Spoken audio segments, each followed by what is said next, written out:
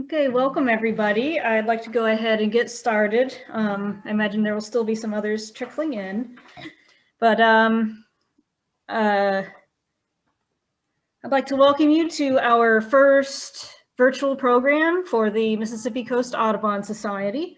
My name is Abby Dara. I am the president of the Mississippi Coast Audubon Society. And I'd like to take a moment to please ask everybody to make sure that you are on mute. We're having a little bit of trouble with our settings. I think that it's easy to bump it and unmute yourself, and then we're able to hear everything that's going on. So please make sure you're muted. You can leave your video on or off. It's up to you, depending on your internet connection. But yeah, thank you everybody for joining. And I also want to extend a thank you to the Delta Windbirds organization for sort of plugging this event. Many of you may have heard of this webinar from them. And I'd also like to mention that they are hosting a field trip with a focus on sparrows this Saturday at 8 a.m. at the Sardis Lake Waterfowl Refuge. But if you're not in that area or not attending to that field trip, this is just a great time to be out looking for sparrows. It's the time of year that in Mississippi we have the most sparrow diversity. They're a very intriguing but challenging group of birds. They're one of my personal favorites, but ID is tricky, and so there was a lot of interest in putting this together, this webinar for Sparrow ID. So I'm going to introduce Collin. Collin Stempien is our speaker tonight. He is a graduate of Southern Alabama University. So he spent a lot of time birding along the Alabama coast, and he's been with the Audubon Mississippi Coastal Bird Stewardship Program now for 2 years. He's been with us for 2 years as the biotech. So he does a lot of our field work, a lot of our coastal bird surveys, breeding bird monitoring, bird banding, etc. And he's really just a stellar birder, certainly probably the best birder I've ever met in my life. So with that, I'm going to hand it over to Collin, and we should have time after the talk for if people have questions. Probably what we'll do is save your questions for the chat box, and we'll get to them at the end. And I do also want to mention that this webinar is being recorded. So if you would like to review it, or for those who couldn't make this time, this will be available for later viewing. And with that, go ahead and take it away, Collin. All right, thanks, Abby. Hope everybody's doing well tonight. It certainly is a little bit different looking at sparrows through our screens than out in the field, but I'm sure we can make it work, and hopefully everybody will get something out of this.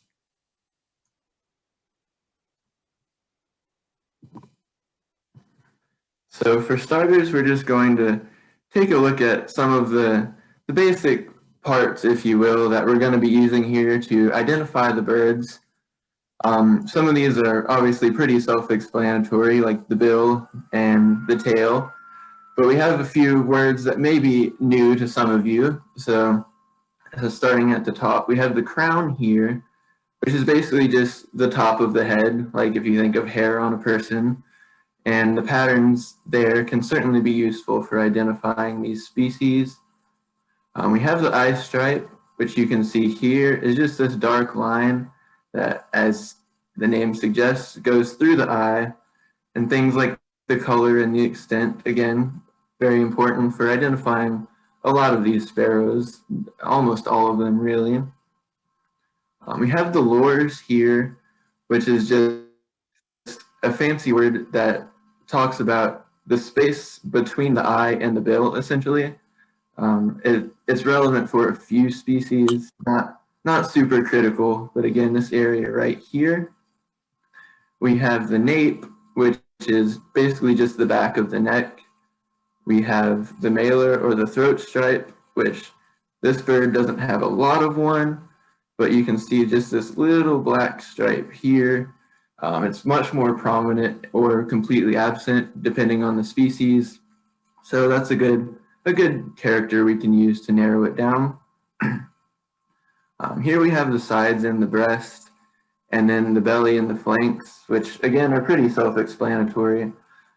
Technically, the breast is the upper part, sort of like the chest, and more of the central area of the underside, and the sides are just the lateral edges of the breast, basically a continuation. The belly and flanks is the same idea. Obviously, everyone knows what a belly is, and then the flanks would just be the area on the outsides. Here we have the mantle, which is basically the upper back. The extent, the type of streaking, things like that in this area can be helpful. We'll only get into that for a few species today because you can start getting into some really complicated and difficult stuff if you're trying to identify sparrows, like strictly from their back. So that may be for a fancier webinar. And then we have the rump. I think it's worth noting that people get sort of confused on where the rump of a sparrow or a bird in general actually is.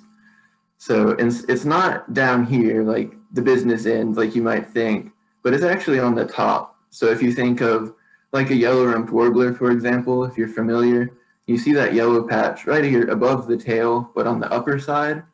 So that will be your rump. It's kind of the lower back area. So again, a few of the things that we'll want to focus on here. Does the bird have an eye stripe? How extensive is it? Things like that. Does the bird have an eye ring? This bird sort of has a pseudo eye ring. It'll be much more obvious on some of the other species we look at, but just this circular area around the eye can be helpful for some birds. Again, does it have a malar stripe? This one has, again, a faint one, not much of one.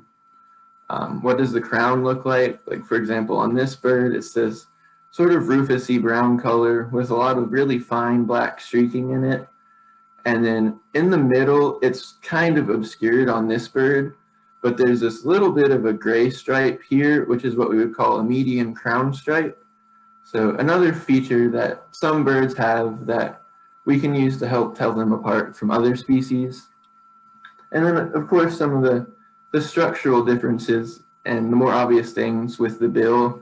Is it large? Is it small? Is it pink? Is it gray? All relative and subjective. No sparrow has, any kind of massive bill, but relative to each other, it does tell us a lot about what species it might be. Some of the other characters we'll look at, of course, are the overall plumage and structure of the bird. For example, tail length in sparrows can be very useful. So if you're not familiar with a lot of the species, it's certainly a subjective mark. So this one here is what we would consider a short tail, and we'll look at a bunch of examples of short and long and in between. But this tail is only, halfway between the corner and the bird, and on some of these species, the tail would probably extend all the way into the corner, maybe even out of the screen. So we'll look at that more in a bit.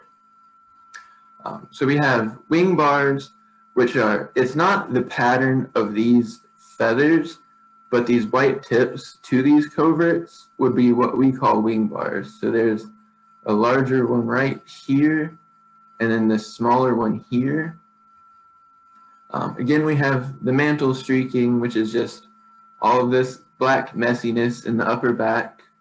And then we have the rump color, which, again, as we saw earlier, is the space up here. But you'll notice with this bird, as the way a lot of birds perch, you really can't see the rump. So when the wings are folded and the bird is perched, it's completely hidden and obscured. So it's really one of those more obscure, honestly seldomly used features. It can be useful if you see it, but it's not worth sitting there and waiting for the rump to come out or asking the sparrow to show you its rump. That's pretty rude. So another feature that we look at and consider when we're looking at sparrows is what habitat are we in? Of course, there is no really set specific habitat that if you see a bird, it absolutely has to be this, absolutely can't be this. Weird things with sparrows, of course, do happen, and particularly when they're during their migration, they can end up in some pretty weird places that you wouldn't normally expect them. But at the same time, it does really help you narrow it down. Some species are very, very restricted and prone to being in only salt marsh or only pine savanna, things like that. Or in the case of a house sparrow, only in the McDonald's parking lot. And then just a few other things that we'll want to consider, and then we'll get into the species. So for one thing, you want to think about the time of year. Here on the immediate coast, there are only a few species that will stay throughout the year. So the vast majority will be what we would consider winter, which is kind of a loose season in terms of birds, but really that's any time from mid-fall or so, all the way until maybe mid-spring. This isn't too much of a factor down here in the south, but for especially further up north during the summer months, you also have to consider that there could be juveniles, which we're not going to get into in this webinar because it is a crazy mess of weird, streaky things. But if you do stumble upon a sparrow that's all weird and streaky and just really doesn't match the definition of anything that you can think of, then there's always a chance that age comes into play. Another thing we consider would be vocalizations. Again, not something we're going to have time to cover in this webinar, but they are very critical for sparrow ID. I would say probably well over half of the sparrows that I can identify, I hear them and identify them by their vocalizations before I ever see them. So again, if you're, I would in general suggest getting the visual IDs down first, at least to a certain point, but then if you're feeling adventurous and want to get more into it, it's really, really helpful to learn the calls, potentially the songs, things like that. So I've grouped these sort of subjectively based on the immediate Mississippi coast, honestly, into common, uncommon, and rare, trying to sort of help people get an idea of what species they should expect to find versus birds that are possible, but it's also very unlikely that you're just going to wander out into, your backyard or the house, the woods behind your house or something like that and find these species. So one of our very common feeder species and common throughout the state is our chipping sparrow. So this bird does breed in the northern parts of the Gulf Coast states, but it is only a winter bird here on the immediate coast. Of course, some of the features we can look at with these, one of the most important features, as we can see here, is the eye stripe is dark and it connects all the way to the bill. So it's what we would call the lores again. This mark right here with the eye stripe going all the way through is pretty unique to this species. There are some weird exceptions with just general individual variation, but that's a pretty key marker. You can see that this species has no streaking at all below. It's just this plain gray color. This one will have a gray rump, which can be helpful, but again, the odds of you seeing it, not great. You can see this sort of pinkish orange, pretty small bill, and this very long tail, which is a pretty good character of the genus that they're in. Of course, they have these more bold wing bars that we can see here a little more clearly, these white tips. And then they have this pretty rufusy red crown with some black streaking in it. So in contrast here, the angle is a little bit difficult, but we can see that this tail is much shorter, which is a really good mark for savanna sparrows. They do have one of the shorter tails of any sparrow we might encounter.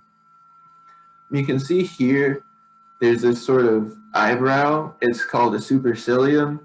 And in this bird, it's got this bright yellow eyebrow, which is not completely restricted to savanna sparrows, but it is a very helpful mark when you see this, it may put you on that track of, does the rest of this bird add up to Savannah sparrow? So you can also see here, it's got a fairly small and essentially all pink bill. And then the streaking below is relatively fine. We'll see some examples of blurrier streaking soon. And that's another very helpful mark for identifying this species. And you can certainly see here, like compared to the chipping sparrow in the last slide, that there's all of this streaking, kind of like someone took a marker and sort of drew on this bird. So it's another quick way to classify and sort of narrow down what species you may be looking at to see how much streaking or is there streaking at all below. Next, we have a song sparrow. These are very, very common throughout really all of North America. They're one of the most common birds you'll encounter, especially up north. They're here only in winter again. They'll be in a pretty wide variety of habitats, anywhere from like pine savannas and marshes all the way to like wet bottomland forest type of places. You see that, and compared to savanna sparrows, they're much more of a reddish color overall. They have this bright reddish crown, this rufous red eye stripe that again stops at the eye. Notice how it doesn't go all the way to the bill. And they have this other red, it's called a mustachio stripe, and this bold, really blurry, broad malar stripe, which is a pretty useful.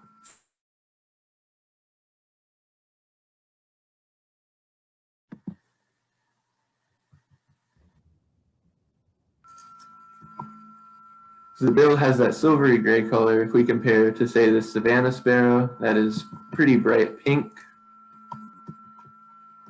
We have this streaking below is relatively broad, relatively blurry if we compare it to the other one. And it's got, again, that reddish tone to it. And then also if we compare, this bird does have a long tail. So another useful feature, there are several species these can be confused for, but that combination of the silvery bill, this broad reddish streaking long tail will help eliminate species like savanna sparrow, some of our other very common and potentially similar habitat species. Again, next we have the swamp sparrow, which you can see has just a little bit of this blurry, fine, weird streaking below. They can have a moderate amount of streaking, but almost never quite as much as the song sparrows will show. And they have this pretty rufous crown with the black streaking. And then in this individual, you can see that median crown stripe that we talked about. So there's this little silver stripe, almost like a mohawk, right down the middle of the two sides of the rufous. So that can be helpful. We can see that in the wings, there's a lot of this pretty reddish orange color, which again will help eliminate several species, have a pretty long tail. They can generally be very grayish overall, especially in the head, at least on the older birds. And they also usually have a bit of this buffy wash, especially down the flanks and down the sides. But again, almost no streaking, at least on this bird, at least compared to something like this. These will be found, again, only in winter. They can be in some weird places. They're common in pine savannas and marshes, and also in sort of wet, swampy ponds and woody vegetated areas. They're in a pretty wide variety of habitats, and they're, again, a very common sparrow for our area. So next, we do have white-throated sparrow. There's actually a tan morph and a dark morph. So some birds, this stripe here in the crown will be a more brownish rufous color, almost like you can see here in the wings. And they can be pretty confusing with swamp sparrows. But you notice, especially here in this nice individual, there are these bright yellow lores and then this really strongly contrasting white throat that obviously gives this sparrow its name. You can see if we compare the wings here to swamp sparrow, you can see that there are some faint wing bars. They're not super obvious. And then the wings here just are not quite as that rufous reddish color that swamp sparrows have. Underneath, they do have a relatively similar pattern. Again, there's pretty limited streaking. There's this buffy wash below. And again, just to compare back to swamp sparrow, you can notice how much more reddish these wings are. Of course, this bird is missing the white throat and that sort of distinct contrasting black and white head pattern. And these also don't have those little white wing bars. I will mention that right now I cannot see the chat, but if people are asking questions, we will have a chance at the end to hopefully get most of those answered. If there are a lot, we may be having to pick and choose a bit, but we will do that at the end. So next we have the house sparrow. I'm sure a lot of you are probably familiar with this species. So this bird is not in the same family as any of the other sparrows we're looking at today. This is more of a European species. You can see that it's got a relatively plain face. It's very stocky overall and large-headed with also a pretty large bill. You can see that it's got this yellowish bill color too. You can see that there's no streaking below here. It's pretty plain overall. There's not a lot going on. They're pretty short-tailed. And then this is also the sparrow that is most prone to being in more urban habitats. So this species will be usually the bird that you'll see hopping around in the McDonald's bushes and things like that. So they're very human-centric and human-reliant, if you will. So this one here is a female, and also the immature types will look similar. As if we compare to this adult male here, which is a very distinct bird. They have this really large all-black bill, this weird chestnutty maroon color in the face, and then its age and other factors play in, but they have this very large black patch all the way from the throat, sometimes well into the breast, which no other species is going to have unless it got into some mud or something weird. So these guys are pretty straightforward to identify once you get the hang of it. So we'll throw out a quiz bird here just to make sure that everybody is still awake and keeping up. And again, feel free if you would like to type in your identifications in the chat. If you want to have them in your head, that's totally fine too. So again, a few of the features we'll look at here as we look at this bird, we'll consider, is there streaking on the underside? So a lot of the underside of this bird is hidden, but we can see here in the flanks, there are these sort of blurry, broad streaks here, which of course answers question number 2. So just by the fact that we have these streaks, we can rule out a lot of these species that we've looked at. We know chipping sparrows, swamp sparrows, white-throated sparrows won't have these streaks, and of course house sparrows won't. So we've pretty much already narrowed it down to savanna and song. So we can look at some of the other features here. We have this tail is very long relative to a lot of species. We have this silvery gray bill and this fairly distinct malar stripe here. So if we add up all of those features, we come back to song sparrow. And then next we'll get into some of our uncommon Gulf Coast species. These are birds that are around, and they certainly become more or less common depending on your specific location, but they're species that you will encounter on occasion, but certainly not just all the time everywhere, unless you happen to live in a particularly lucky spot, of course. First, we have field sparrows. There are a couple different morphs. We have this individual here is more of what we would call a gray morph. And there's also a reddish or rufous morph, which will have a lot more red of this color in the face, but overall very similar in appearance. You can see one feature that may stand out here right away is this bold white eye ring. So we haven't seen too many obvious eye rings yet, but we can see on this one, as soon as you look at the face, that feature really stands out.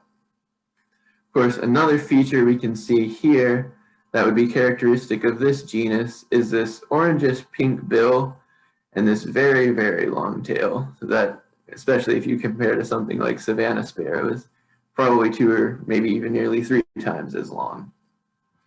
You can see that this species here has no streaking below.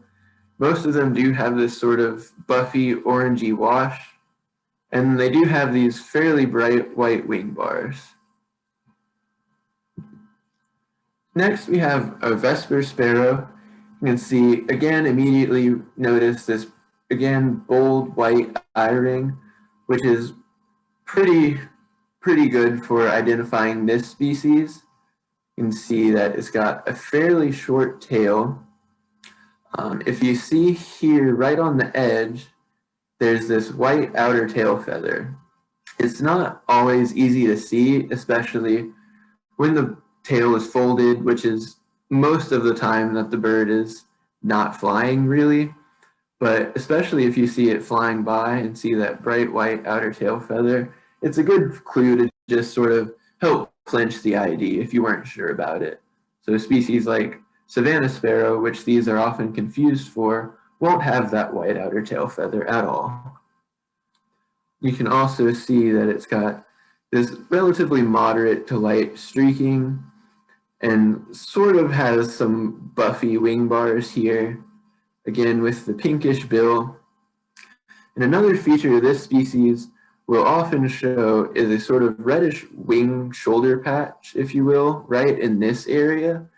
It's often not visible, but if it is there, it's another really useful mark just to see, just to sort of point you in the right direction. Again, we don't ever want to just look at one single mark and just say the ID is done, it's solid, it's made, but there are characters that really help us, and once we put them together, it becomes pretty clear what species we're looking at.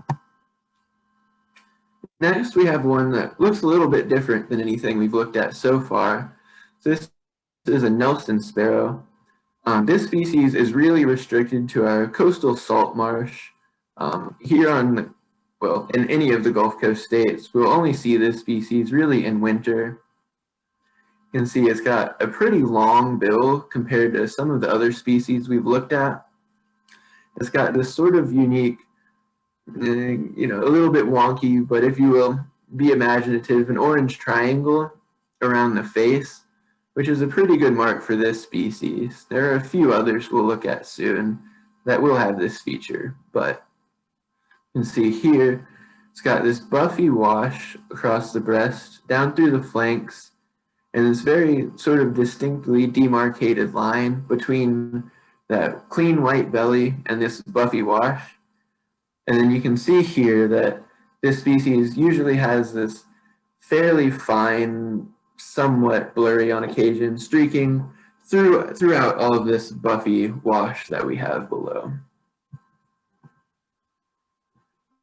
Next we have seaside sparrow, which is our other really strongly salt marsh restricted species. You can see here it has the bright yellow in the lores and this bright white throat. It also has this yellowish wash here in what we would call the auriculars, and also a pretty large bill. You can see below it has some really dense like blurry gray streaking here, and then it has no wing bars. It has this very short tail.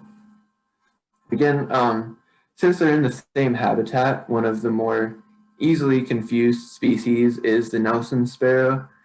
And again, they don't have the full orange triangle on the face.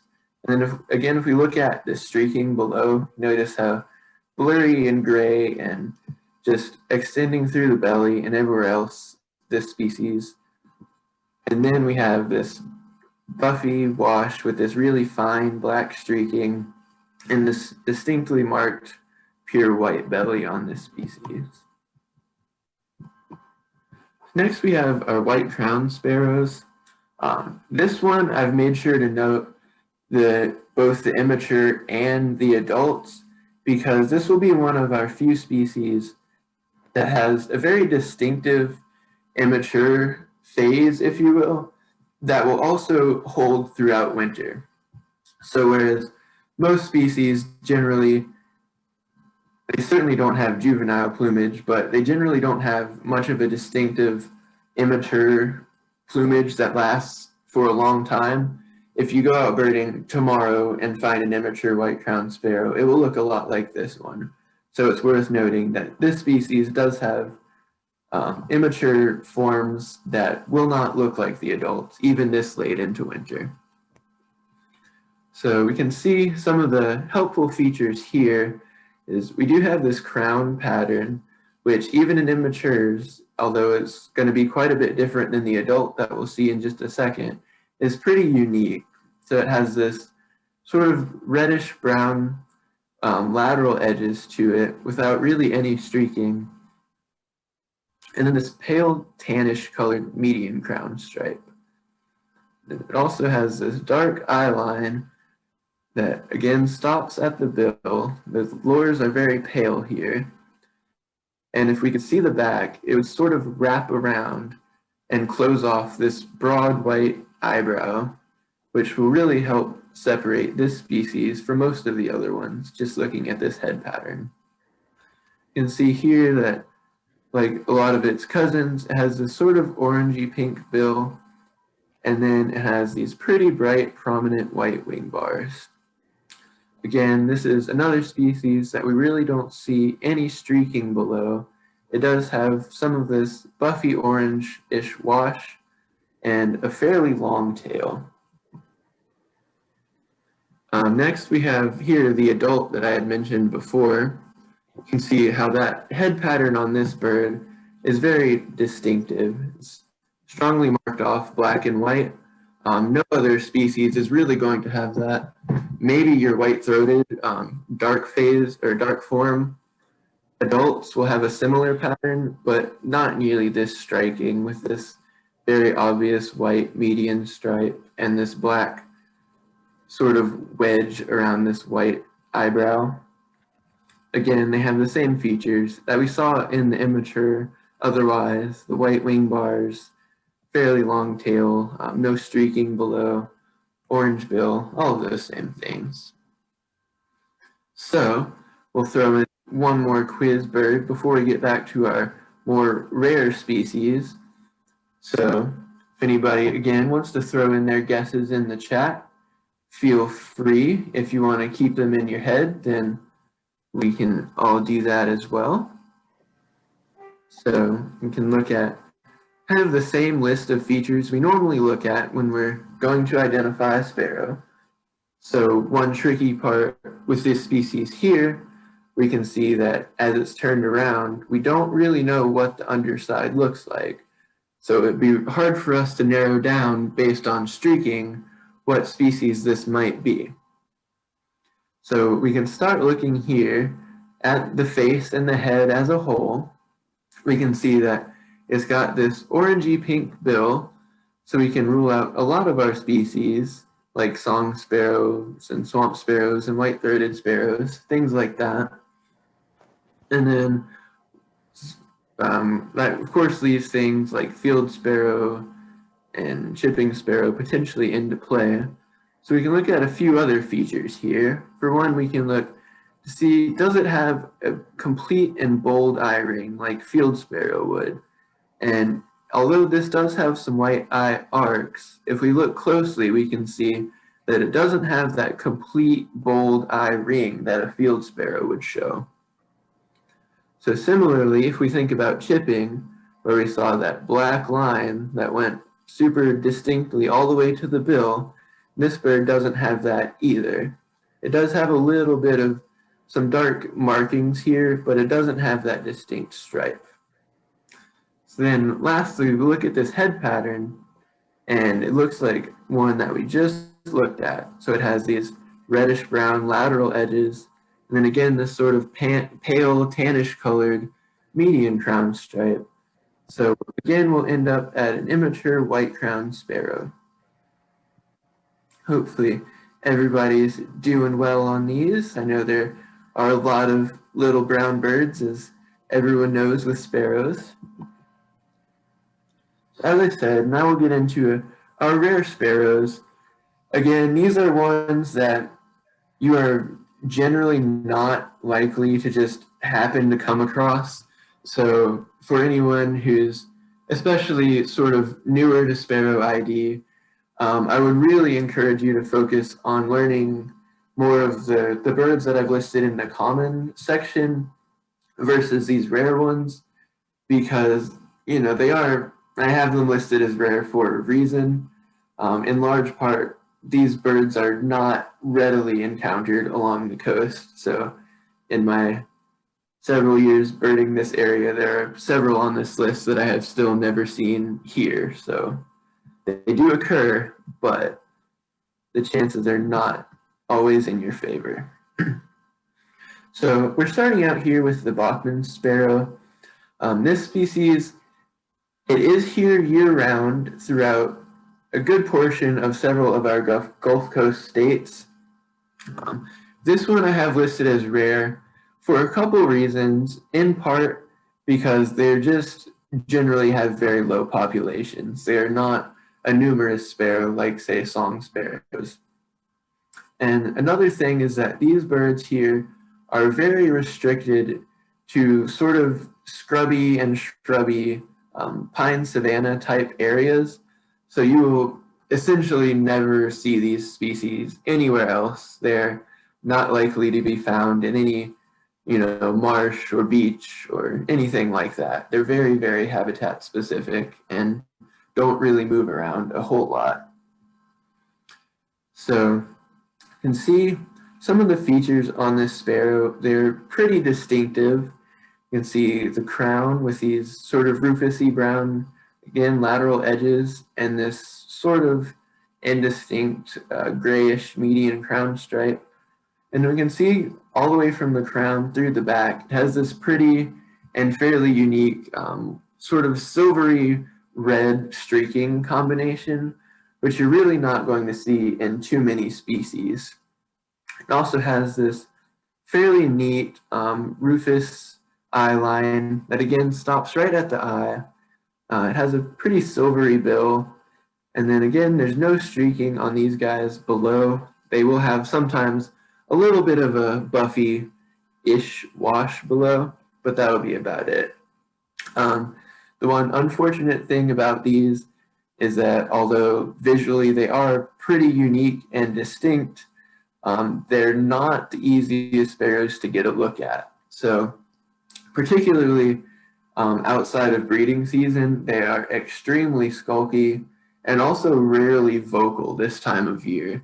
So they're pretty much never seen in winter perched up in trees or up in vegetation. They really like their thick, dense, low vegetation. They'll just run around in that, and they will honestly just about let you step on them before they want to move or pop up. Next, we have the clay-colored sparrow. So this is a species that is a bit more regular if you go into far western Louisiana, but it is a pretty rare to at least uncommon vagrant in fall and winter in most of the Gulf Coast. So this is in the same genus as chipping sparrow, and a lot of individuals can be pretty easily mistaken for that species. So here we have a pretty nice, pleasantly textbook example of a clay-colored sparrow. You can see they really have this sort of pretty tan, creamy color overall. You can see The crown has this sort of dark tannish brown color with a lot of this fine black streaking.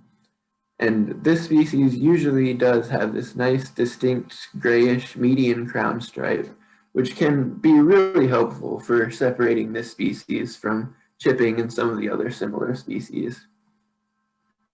We can see here in the face, it does have a little buffy eye ring, which is pretty hard to make out a lot of the times.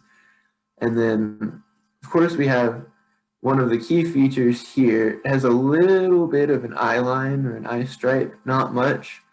Then you can see how the lores here are just totally plain. There's no stripe whatsoever.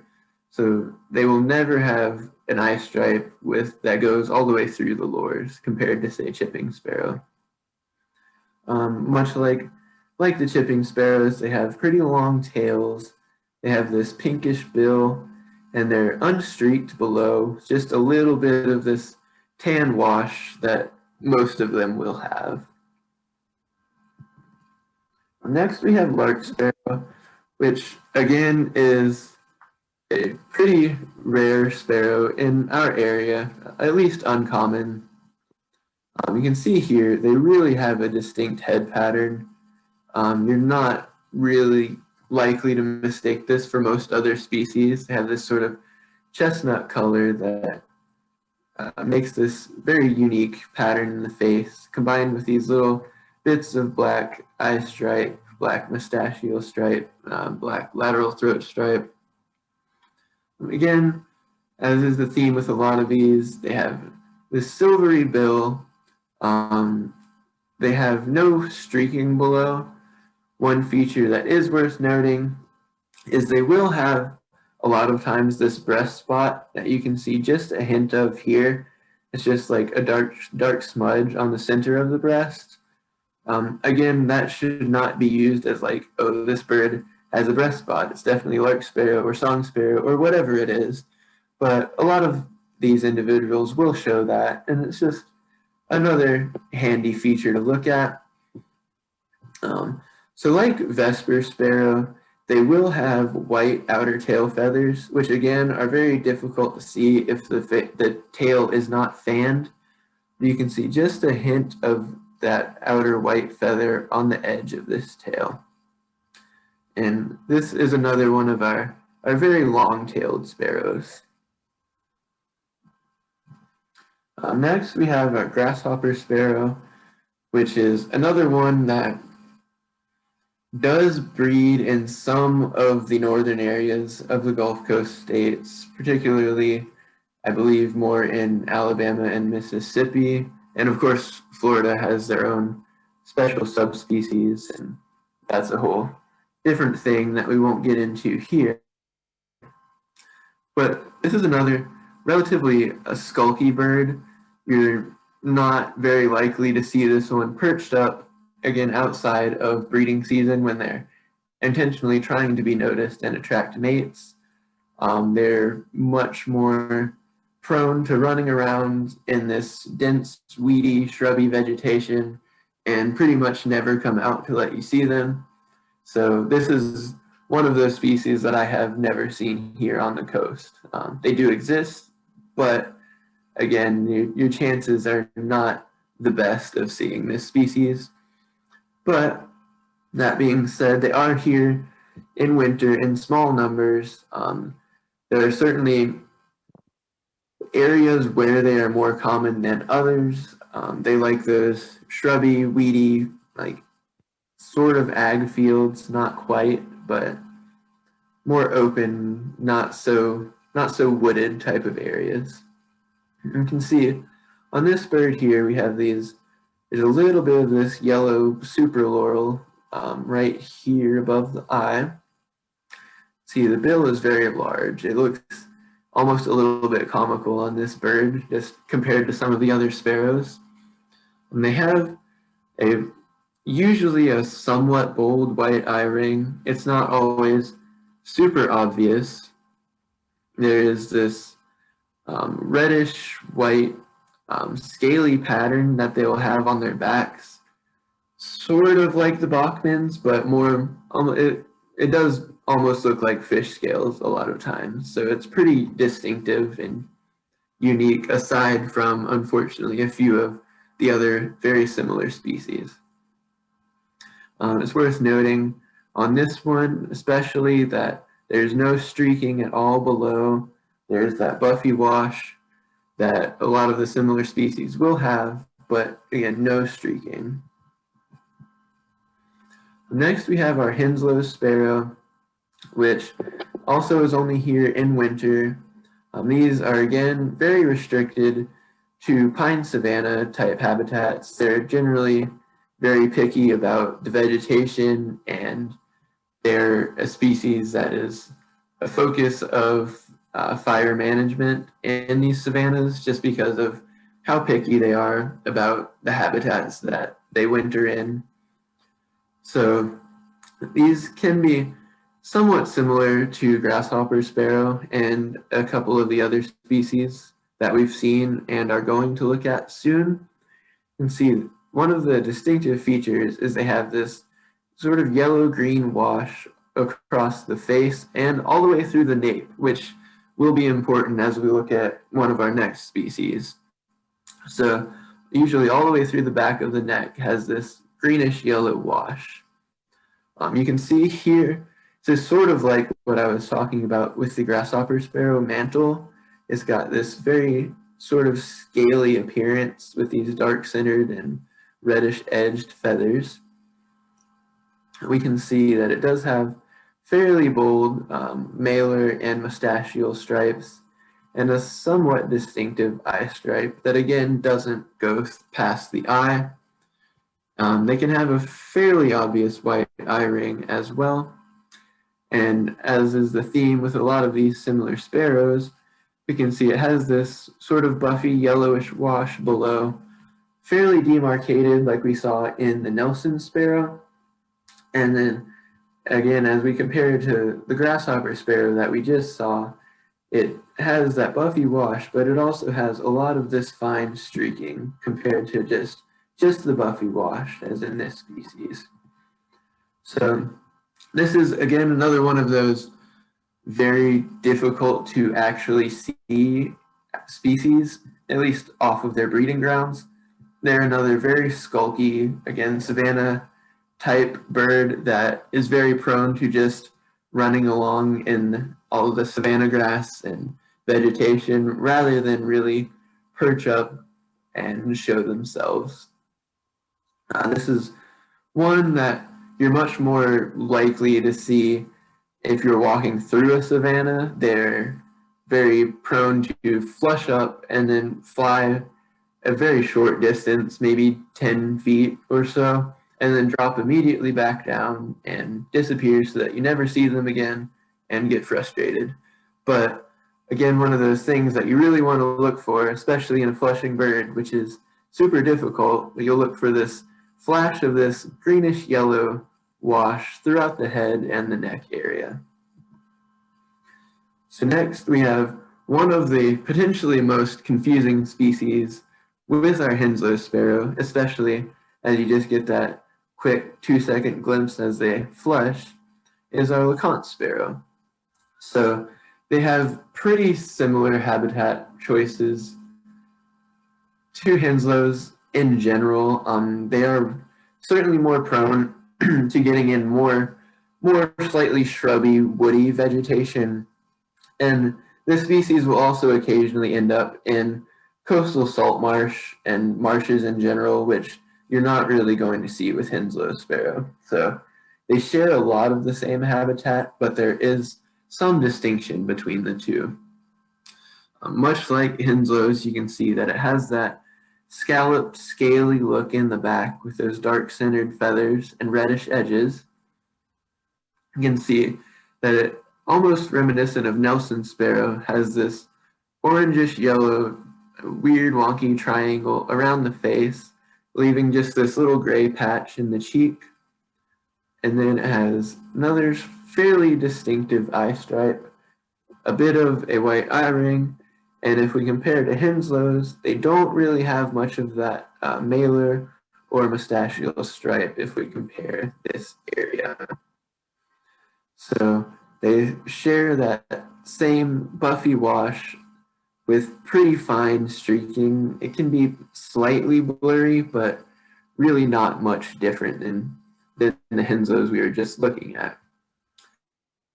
So another key feature that we can look at with these is this nape. So as we saw with Henslows, that was pretty much solidly yellow-green.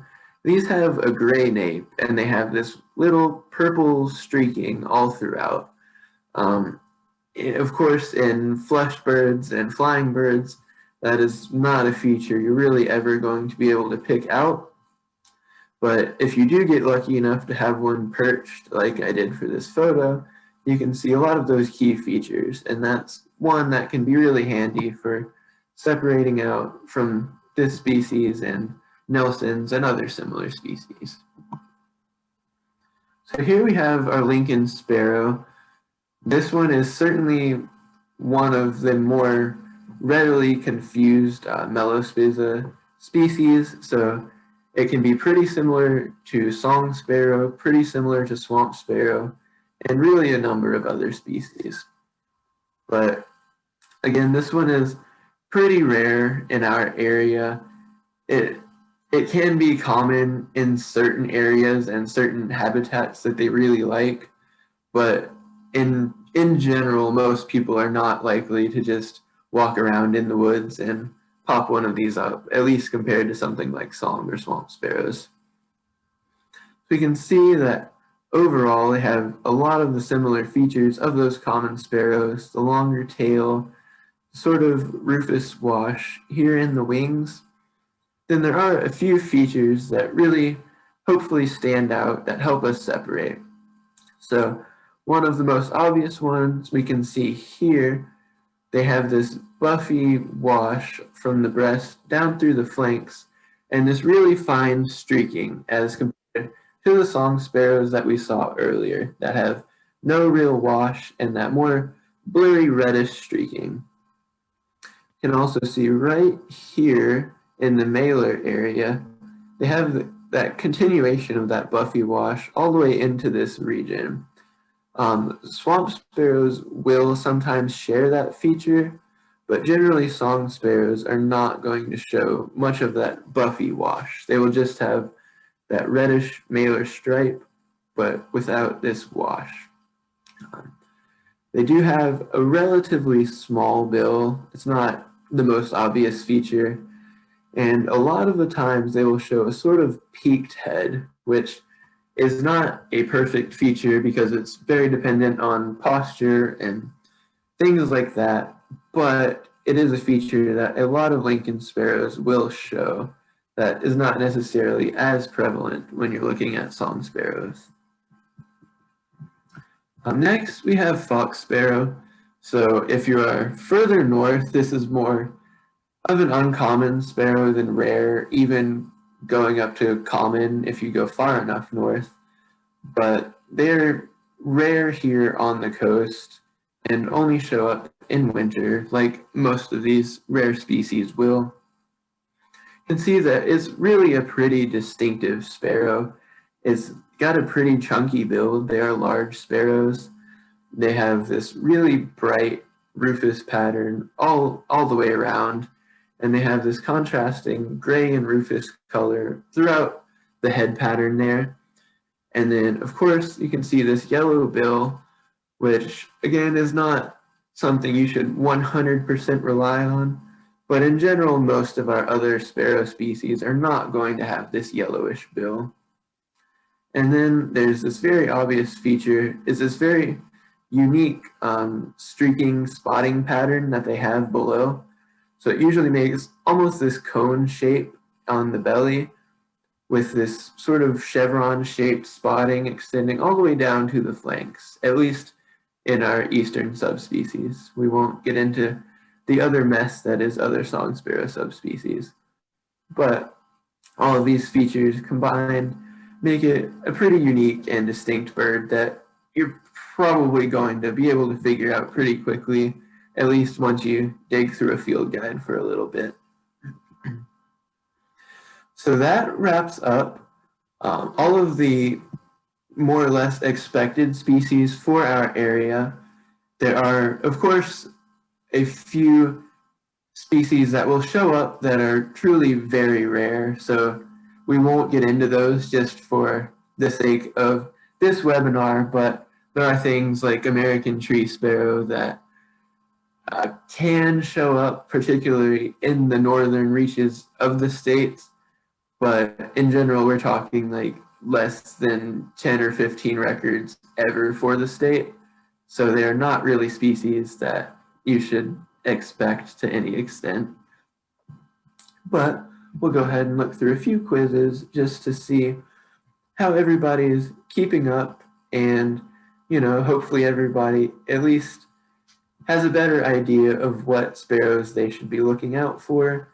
Of course, just running briefly through like this, you're not going to run outside and recognize every sparrow that you see, but it hopefully helps everyone get a starting point, so then you can pick up the field guides and go out in the field and get more of a feel for what sparrows are in your area. So here we have two species that we saw in our common grouping. Feel free again to leave any of your IDs in the chat if you're feeling particularly brave. Also feel free to just have it in your head if you want. Hopefully everybody will play along here. So we have two different species. Here on the left, we of course have this bright yellow lower supraloral area, a moderately distinct head pattern. We can see just on the edges there are some white wing bars here. We can see that there's no streaking on this bird, at least very minimal, just a little bit of this blurriness, but no Sharpie drawn looking streaks. So we also have this nice white contrasting throat, little bit of a mustachiola and malar stripe.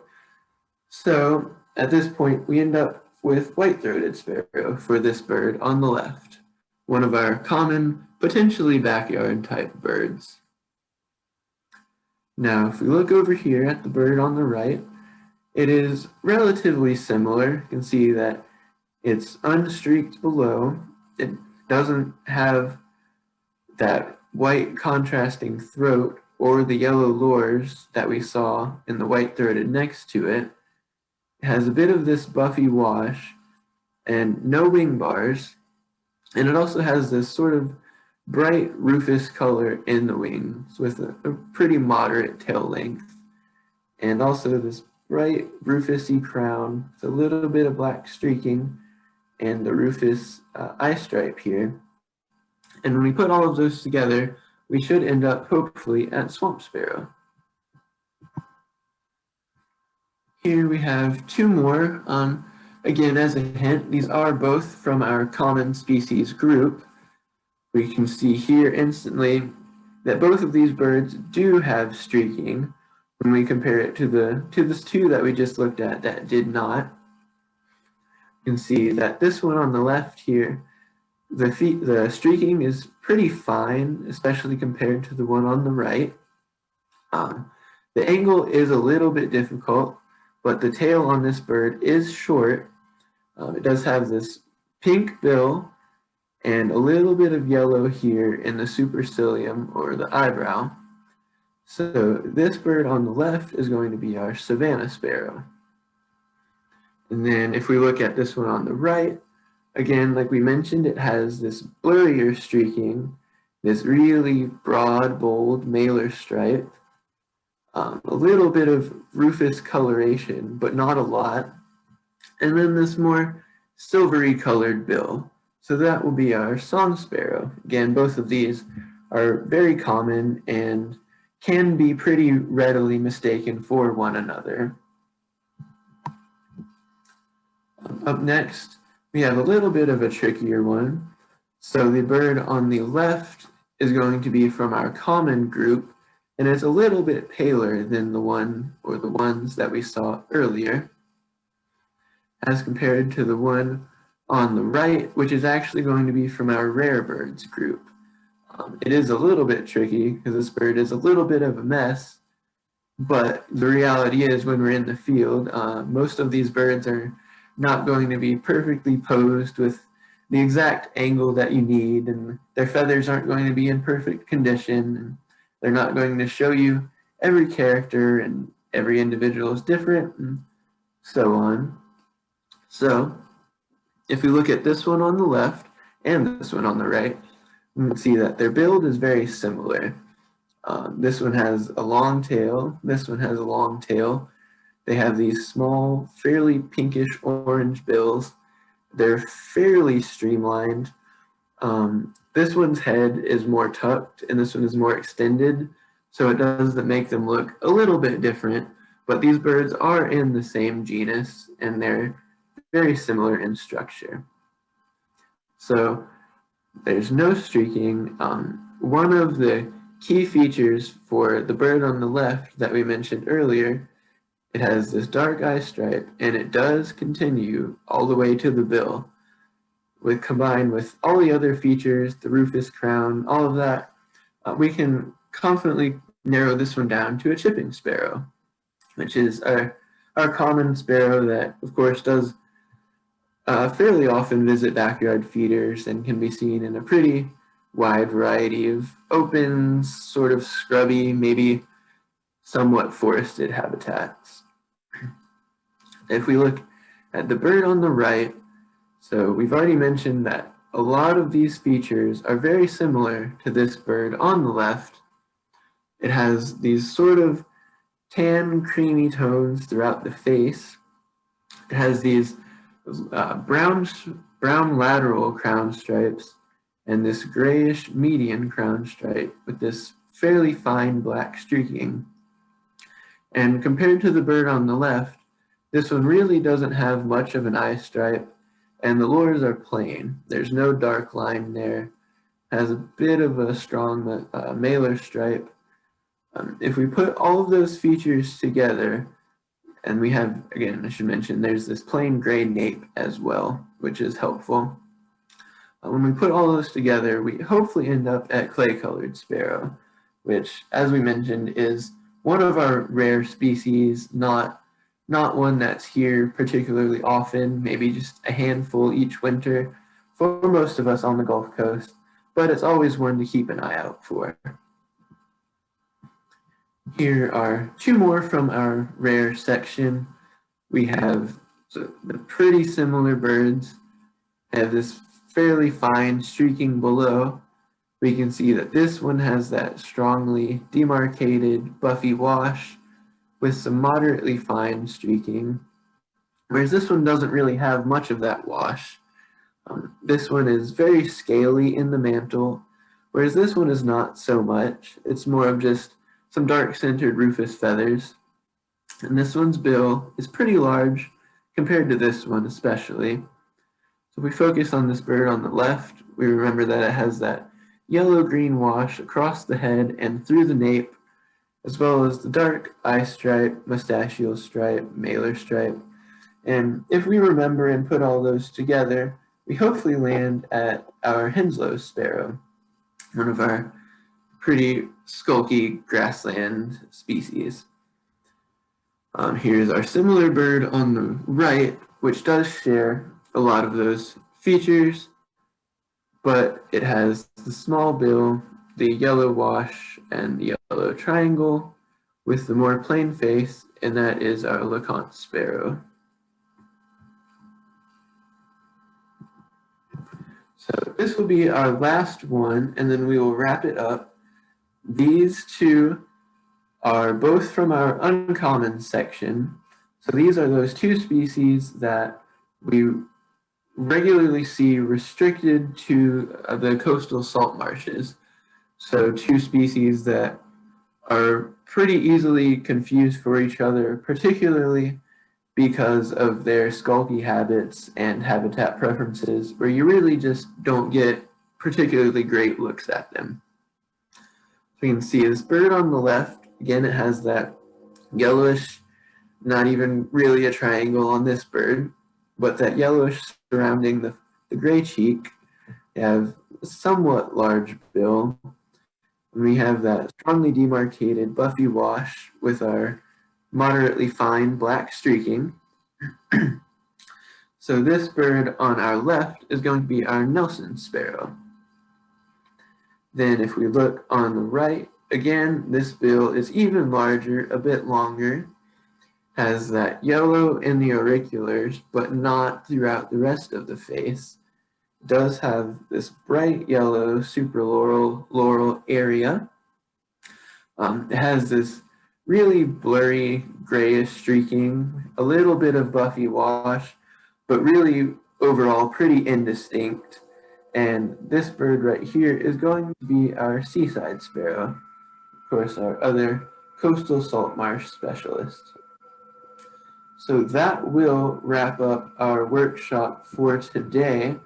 I may let Abby jump back on and see if we can field some questions that we can get answered for everyone. There's a lot of chat going on, so I don't know that we will be able to answer all of them if there are a lot, but we'll see what we can get to.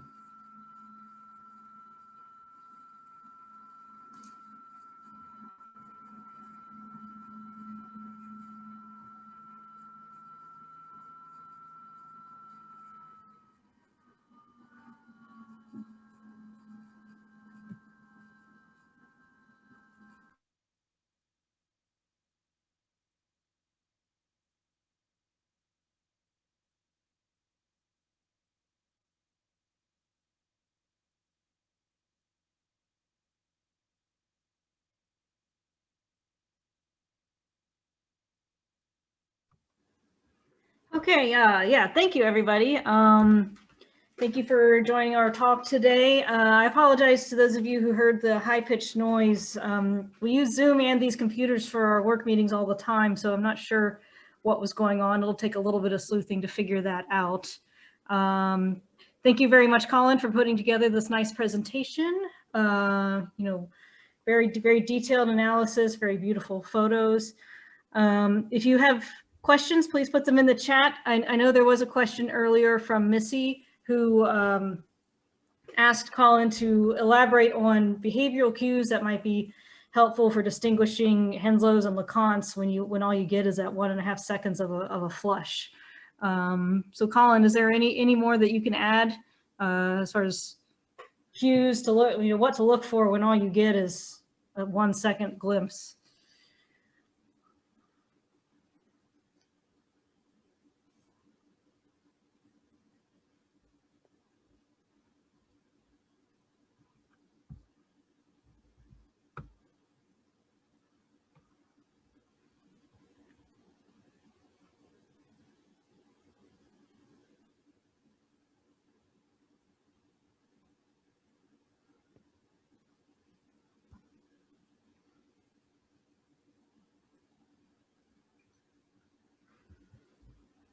Sorry, having some technical difficulties here, I think.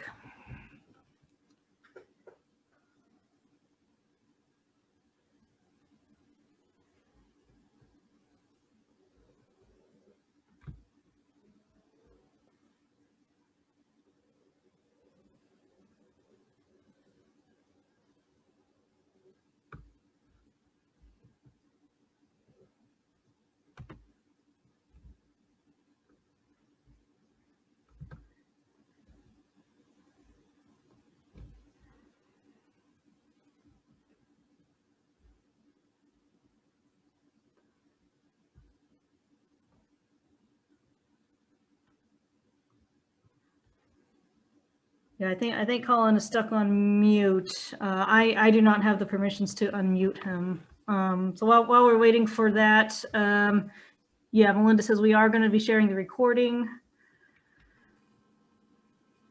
Okay, I wrote like a paragraph, but we're back.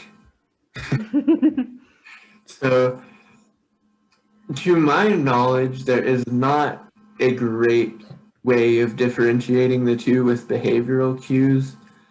Their flight styles and patterns are honestly, unfortunately, very similar. They will do the same, flush and fly just a few feet and bury and disappear. really the way to go about it is you just got to really concentrate on trying to see that head color and things like that. That greenish color that the Henslows show generally will stand out, but of course, with such brief looks, it can be really easily confused with LeConte's. One thing that is helpful is that a lot of the times Henslows are really restricted to very distinct areas. Usually they're honestly somewhat well-known areas, whereas LeConte's are more prone to kind of being spread out into any adequate habitat. Henslows are just so picky about the type of habitat that they'll use that you can usually at least say, I'm not in an area where Henslows would be, but unfortunately that doesn't exclude LeConte's from an area where you do flush Henslows, if that makes sense, even though it's particularly unhelpful. I guess in short, try your best to pick out the color patterns. That is definitely a pair that, not that I am the world's foremost sparrow expert by any means, but a pair that I regularly can't make a call on when I flush them. Rarely you get very lucky and they will perch up after they flush or before they flush, and you can get a brief look. But that's as far as I know about all there is to it. There's a lot of luck involved. All right, so thank you for that answer. We also have a question from Katie Percy. She asks, do you have any recommended resources for learning sparrow calls, particularly in the winter when unlikely to get good looks at some species? The way I would start it is I would try to get an idea for what sparrows may be the most regular species in your area, and then I would start using any of the bird ID apps like Merlin, Audubon, Sibley to look through those common species, maybe the ones that you're able to identify visually regularly, and then look through those sounds. In winter, it's generally going to be the calls. So if you just go through a couple of the calls for each species, especially for things like song sparrow and swamp sparrow, savanna sparrow, they can be pretty distinct once you get the hang of it. So I would say focus on those first.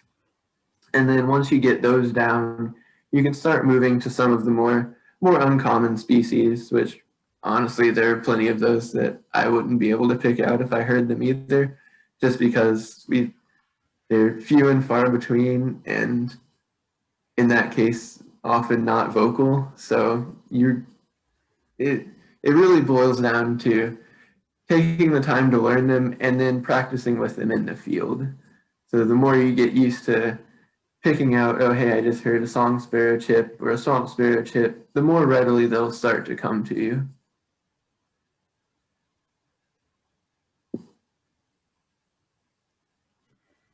Yeah, thank you for that. Yeah, certainly they're not the easiest calls to learn. Song sparrow is one of the more distinctive, but yeah, so are there any other questions? So it looks like the chat's kind of slowing down, but I see many of you are still on here, so feel free to ask away. I see a request to do one for herons, egrets, and veterans. Maybe on a future one, we'll put together another bird ID webinar.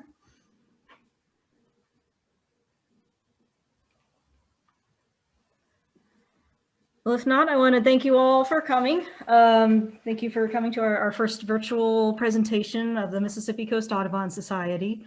This recording will be available. We'll be sending out details for where you can get access to the recording if you would like, as well as to those who missed this presentation. And